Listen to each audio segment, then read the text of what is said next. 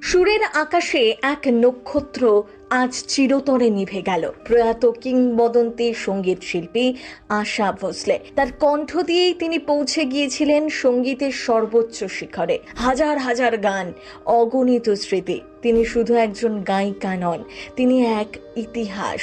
আজ তিনি নেই, কিন্তু তার গাওয়া প্রতিটি সুর আজও বেঁচে রয়েছে আমাদের হৃদয়ে। তার গানেই আমরা খুঁজে পাই ভালোবাসা, নস্টালজিয়া আর জীবনের গল্প।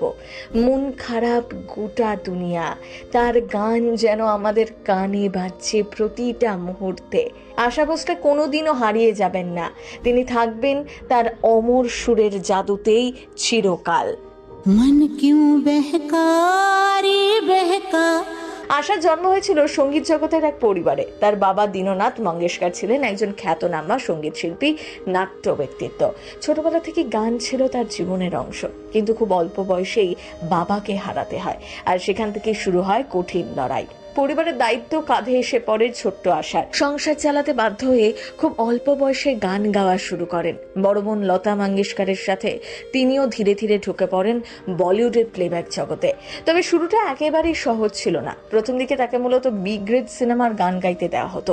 বড় সুযোগ আসতে সময় লেগেছে অনেক, কিন্তু নিজের প্রতিভা আর অদম্য জেদের জোরে ধীরে ধীরে নিজের জায়গা তৈরি করে নেন। আশার জীবনে বড় মোড় আসে যখন তিনি কাজ শুরু করেন সঙ্গীত পরিচালক আর.ডি. বর্মনের সাথে। তাদের জুটি একের পর এক হিট গান উপহার দেয়, যা আজও মানুষের মনে অমলিন। কেবল বলিউড নয়, নানা ভাষায় গান গেয়ে নিজের প্রতিভার প্রমাণ দিয়েছেন আশা ভোসলে।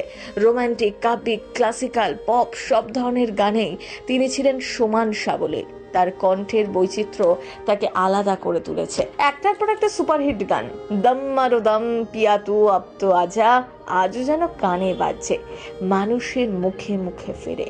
রোমান্টিক, ক্যাবারে, ক্লাসিক্যাল সব ধারাতেই তিনি সমানভাবে সাবলীল। ব্যক্তিগত জীবনও কম ঝড় আসেনি।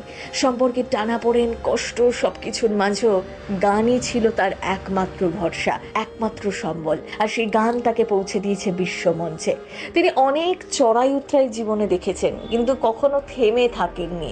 লড়ে গিয়েছেন প্রতিটা মুহূর্তে, বরং প্রতিটা কষ্ট যেন তাকে আরো শক্ত করে তুলেছে। 92 বছর বয়সেও তার নাম শুনলেই মনে পড়ে যায় অসংখ্য কালজয়ী গান। কারণ আশা ভোসলে শুধু একজন শিল্পী নন, তিনি এক অনুপ্রেরণা, এক লড়াইয়ের নাম। প্রথম বাংলা ব্যুরো।